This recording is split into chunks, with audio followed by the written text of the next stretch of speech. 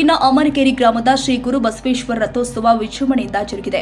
ವಿಜಯನಗರ ಜಿಲ್ಲೆಯ ಕೂಡ್ಲಿಗಿ ತಾಲೂಕಿನ ಅಮನಕೇರಿ ಗ್ರಾಮದಲ್ಲಿ ಪ್ರತಿ ವರ್ಷದಂತೆಯೂ ಈ ವರ್ಷವೂ ಕೂಡ ಶ್ರೀ ಗುರು ಬಸವೇಶ್ವರ ರಥೋತ್ಸವ ಸಾಯಂಕಾಲ 5 ಗಂಟೆ ಸಮಯದಲ್ಲಿ ರಥವನ್ನ ಶ್ರೀ ಗುರು ಬಸವೇಶ್ವರ ಮೂರ್ತಿಯನ್ನ ಪಲ್ಲಕ್ಕಿಯಲ್ಲಿ ವಾದ್ಯ ಮೇಳಗಳೊಂದಿಗೆ ಸಾವಿರಾರು ಭಕ್ತರು ಭಾಗವಹಿಸಿ ಬಸವೇಶ್ವರ ಮೂರ್ತಿಯನ್ನ ರಥವನ್ನೇರಿಸಿ ನಂತರ ಪ್ರತಿ ವರ್ಷದಂತೆ ಈ ವರ್ಷವೂ ಕೂಡ ಹೊಸ ಪಟ್ಟದ ಹರಾಜು 61,101 ರೂಪಾಯಿಗಳ ಅಮ್ಮನಕೇರಿ ಪ್ರದೀಪ ಕೂಗಲಾಗಿದೆ. ಮುಗಿದ ನಂತರ ರಥವನ್ನ ಸಾವಿರಾರು ಭಕ್ತಾದಿಗಳೊಂದಿಗೆ ಎಳೆಯಲಾಯಿತು.